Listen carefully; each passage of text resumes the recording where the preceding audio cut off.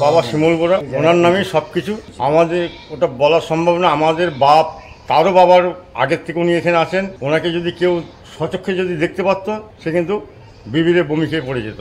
উনি যার সঙ্গে দেখা দিয়েছেন তাকেই বলছেন তুমি কাউকে বলবে না, কিন্তু যে বলে দিয়েছে তিনি আর এইভাবে থাকতেন। ওনাকে শ্রদ্ধা ভক্তি করে যেটাই যিনি চেয়েছেন সেটাই তিনি পেয়েছেন। আচ্ছা, বাবা খুব জাগ্রত বাবা, আমাদের শিমুল বুড়ো বাবা। কা বসে তাই বাবা ওনাকে ওইখানে বসতে দেয়নি, কেউ হয়তো ভয়ে পালিয়ে এসছে। বড় জিনিস হচ্ছে বাবা ব্রহ্মচারী, বাবা ছোয়ালারা কারোরই নিতে চায় না। আচ্ছা, যে ছোয়ালারা অসুবিধা গায়ে গিয়ে ছোয়ালারা করে সে ফলও পেয়ে যায় সঙ্গে।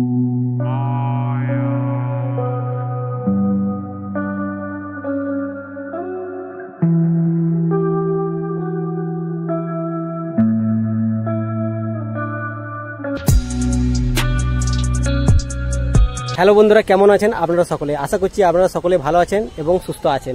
আজ আমি আবার আপনাদের জন্য আরেকটি নতুন ভিডিও নিয়ে আসছি।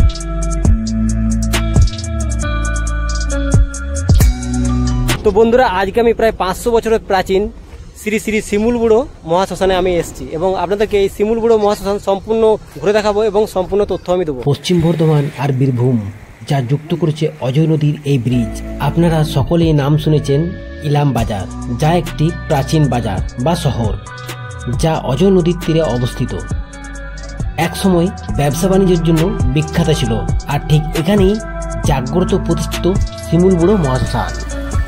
এই 500 বছরের প্রাচীন মন্দির পশ্চিম বর্ধমান এবং বীরভূমকে যুক্ত করেছে। সেই সংযোগস্থলের ঠিক এক পাশে রয়েছে শিব মন্দির এবং আরেক পাশে রয়েছে এই মন্দির। তো বন্ধুরা, এই শিমুল বুড়ো মহাশ্মশানের এ হচ্ছে মূল প্রবেশদ্বার এবং আপনারা দেখতে পাচ্ছেন এই প্রবেশদ্বার সুবিশাল, খুব বড় এবং এই প্রবেশদ্বারটি খুব সুন্দরভাবে নির্মাণ করা হয়েছে।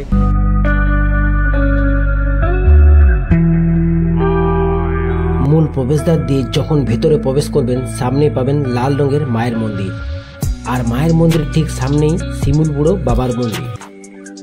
তো বন্ধুরা, এ হচ্ছে শিমুল বুড়ো ইকো পার্ক, এর ভিতরেই নাকি ওই মন্দিরটি আছে এবং উনি আমাকে বললেন। তো চলুন আস্তে আস্তে এই পার্কের ভিতরে প্রবেশ করি। শিমুল বুড়ো এক জাগ্রত বাবা, প্রায় 500 বছর আগেকার কথা। সামনে একটা পার্কের মতো করেছে না? সর্বেশ্বর শিব মন্দির, যা অজয় নদীর ঠিক পাশেই অবস্থিত। ওং নমো সর্বেশ্বর শিবায় নমঃ। চলুন বন্ধুরা, এবার পাশে হচ্ছে শিব মন্দির। মন্দিরের ঠিক সামনেই নন্দী মহারাজ, আর মন্দিরের গর্ভগৃহে রয়েছে বাবা মহাদেবের একটি শিবলিঙ্গ। আর মন্দিরের গায়ে পুরোহিতের নাম ও ফোন নাম্বার দেওয়া আছে, প্রয়োজন মনে হলে কল করে নিতে পারেন। এ হচ্ছে শিমুল বুড়ো বাবার আদি মন্দির। তিনি ছিলেন ব্রহ্মচারী। এই মন্দির সবার প্রথমে প্রতিষ্ঠিত হয়, আর মায়ের মন্দির অনেক পরেই প্রতিষ্ঠিত হয়।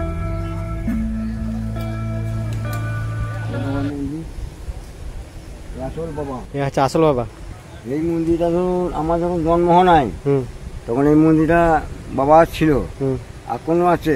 আমরাও দেখি, আমার 72 বছর বয়স হলো, আমিও দেখছি মায়ের বাবা পুজো দিচ্ছি, আর সে ভক্তি করে, খুব প্রচুর ভক্তি করে বাবা বুড়োকে, অনেকজন ভক্তি করে বাবা সামনে বুড়োকে। অনেক ভিড়ও হয়? ভিড় প্রচুর, মানে ভিড় মানে সাংঘাতিক ভিড়। আচ্ছা, আর পাশেই কি নদী? অজয় নদী। পাশে হচ্ছে অজয় নদী। তো বন্ধুরা, অজয় নদীর ঠিক পাশে আপনারা দেখতে পাচ্ছেন শিমুল বাবার মন্দির। তো আমি এখন মন্দিরের উপরেই আছি। শিমুল বুড়ো বাবার মাহিত্য এতটাই, ওনাকে শ্রদ্ধা ভক্তি করে যে সমস্ত ভক্তরা যা কিছু চেয়েছেন তাদের নাকি মনস্কামনা পূরণ হয়েছে। তো চলুন এবারে এই গ্রামের কিছু লোকজনের কাছে ওনার অলৌকিক কথা কিছু শুনে নেওয়া যাক।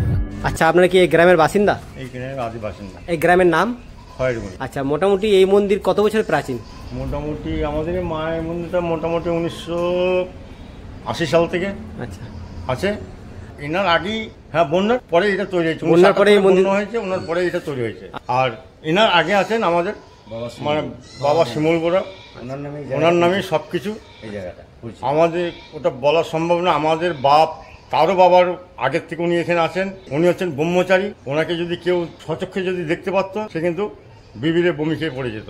উনি যার সঙ্গে দেখা দিয়েছেন তাকেই বলছেন তুমি কাউকে বলবে না, কিন্তু যে বলে দিয়েছে তিনি আর এইভাবে থাকতেন না। ওনাকে শ্রদ্ধা ভক্তি করে যেটাই যিনি চেয়েছেন সেটাই তিনি পেয়েছেন। আচ্ছা, বাবা খুব জাগ্রত বাবা, আমাদের শিমুল বুড়ো বাবা। আচ্ছা।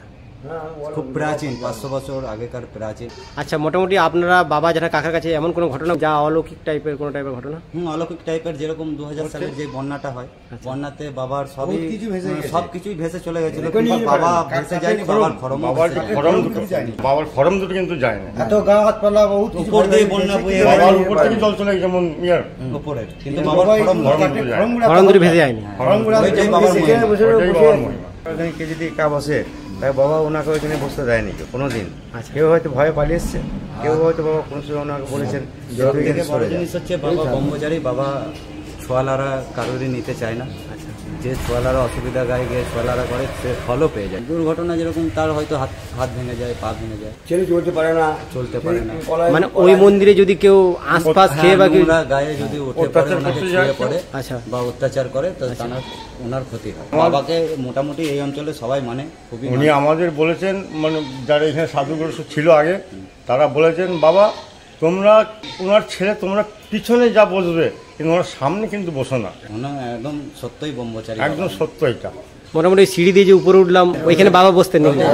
ওইটা উপরে আগে ছিল না, আগে নিচে ছিল। নিজে আচ্ছা, বাবার জন্য উপরে করা হয়েছে। বন্যার জন্য উপরে করা হয়েছে।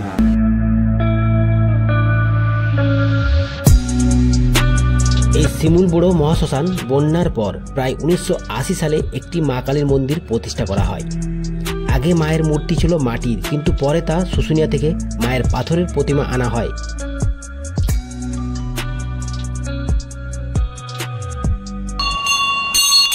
মা খুব জাগ্রত, যেখানে ভক্তদের খালি হাতে মা ফেরায় না, প্রত্যেক ভক্তের মনস্কামনা পূরণ হয়।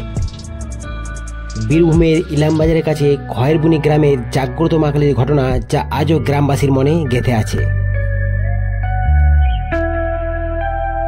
আপনাদের নজরে কোনো দেখা, মানে কেউ এসে এখানে কোনো সাকসেস হয়েছে, মায়ের কাছে কোনো ফল পেয়েছে?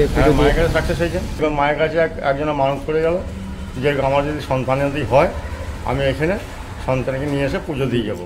বলার পরে অমাবস্যা মানে পরেই ওনার সন্তান পেটে এলো, খালাস হলো, উনি এখানে ভালোভাবে করে পুজো দিয়ে গেলেন। মায়ের মহিমা আমরা দেখে নিলাম। আচ্ছা, মা আগে এখানে কিসের তৈরি ছিল? মা ছিল আগে মাটির পর থেকে বন্ধ হয়ে গেলেন 3 বছর পর মাকে নিয়ে আসা হলো পাথরের, শুশুনি পাড় থেকে নিয়ে এখন এইখানে মায়ের পুজো আগে সবই হয়। এই শ্মশানের দৃশ্য অপূর্ব। গ্রাম বাংলার যেমন অজয় নদীর পাশে ধানের ক্ষেত, সামনে মায়ের মন্দির, যা গ্রাম বাংলার এক প্রতিচ্ছবি। বন্ধুরা, এবার আমি আপনাদের নিয়ে যাচ্ছি অজয় নদীর ঘাট, যেখান থেকে জল নিয়ে সামনেই স্রোতেশ্বর শিব মন্দির আছে, যা আমি আপনাদেরকে আগের পর্বে দেখিয়েছি। এখান থেকে জল নিয়ে স্রোতেশ্বর শিব মন্দিরে সবাই জল ঢালতে যায়। তো চলুন এবার আমি সেই অজয় নদীর ঘাটের দিকে যাচ্ছি। তো বন্ধুরা, এবার আমি অজয় নদীর ঘাটে, যেখানে সাইনবোর্ডে লেখা আছে বর্ষাকালে নদীর জল বেড়ে যাওয়ার জন্য স্থানটি সত্যিকারই বিপজ্জনক, তাই প্রশাসনের পক্ষ থেকে জানানো আছে যে এখানে কেউ পারাপার হবেন না। এবং আপনারা দেখতে পাচ্ছেন এখানকার যে অজয় ঘাটটি খুব সুন্দরভাবে নির্মাণ করা হয়েছে, এবং পাশে রয়েছে অজয় ব্রিজ, এবং যেখানে পশ্চিম বর্ধমান আর বীরভূম জেলাকে একত্রিত করা হয়েছে। তো বন্ধুরা, চলুন এবার একটু ঘাটের নিচে যাওয়া যাক এবং সুন্দর দৃশ্য অনুভব করা যাক। মন্দির চত্বরে আছে বেশ প্রাচীন এক বটবৃক্ষ, আর তার তলাতেই বাবা মহাদেব। এছাড়া আছে বাবা লোকনাথ, যা বেশ কয়েকটি সিঁড়ি অতিক্রম করে তারপরে উপরে উঠতে হবে, এবং সেখানে উঠে আপনারা বাবা লোকনাথের দর্শন পাবেন। আর লোকনাথ মন্দিরের ঠিক বিপরীত মুখে কিছুটা যাওয়ার পরেই পাবেন মা তারা মায়ের দর্শন। আর মন্দিরের ঠিক পেছনের দিকে রয়েছে হর হর মহাদেব সেবাশ্রম, যেখানে থাকেন এক বাবা, আর আছে এক মহাদেবের মন্দির। ইনি নাগা সন্ন্যাসী, ইনি এখানে 12-13 বছর ছিলেন, আমি ওনার সাথেই ছিলাম। বিগত 2021-এ দেহ ত্যাগ করেছেন।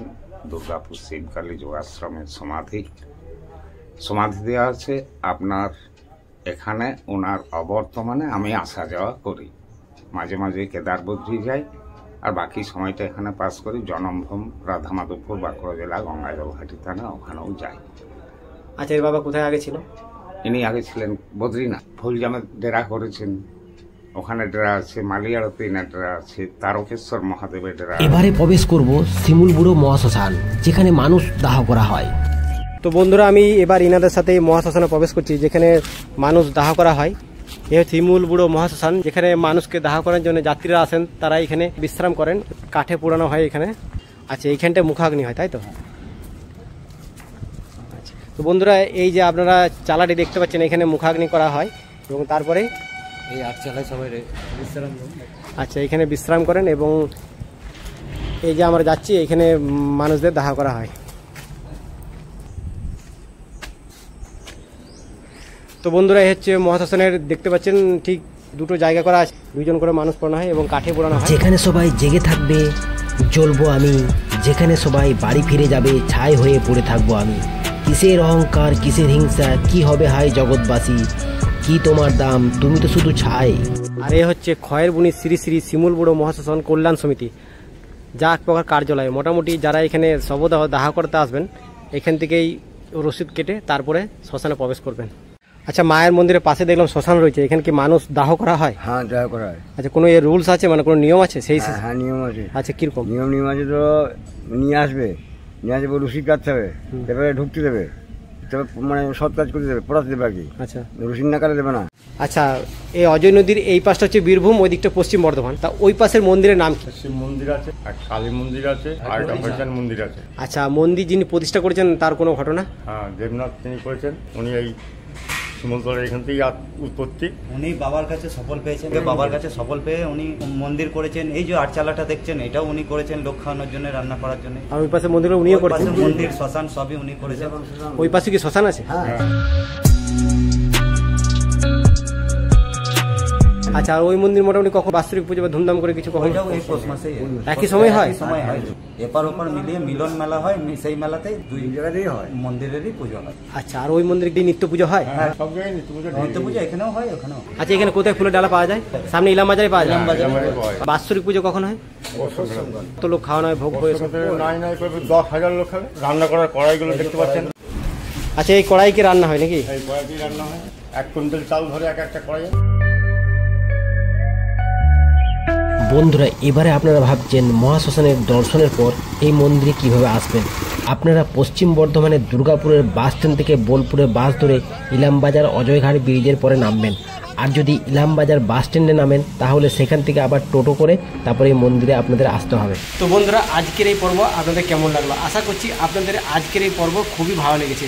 আমি আজকে আপনাদের সম্পূর্ণ একটি নতুন মন্দির দর্শন করালাম। আজকের পর্ব যদি আপনাদের ভালো লেগে থাকে লাইক কমেন্ট এবং শেয়ার করে সকলকে দেখার সুযোগ করে দেবেন।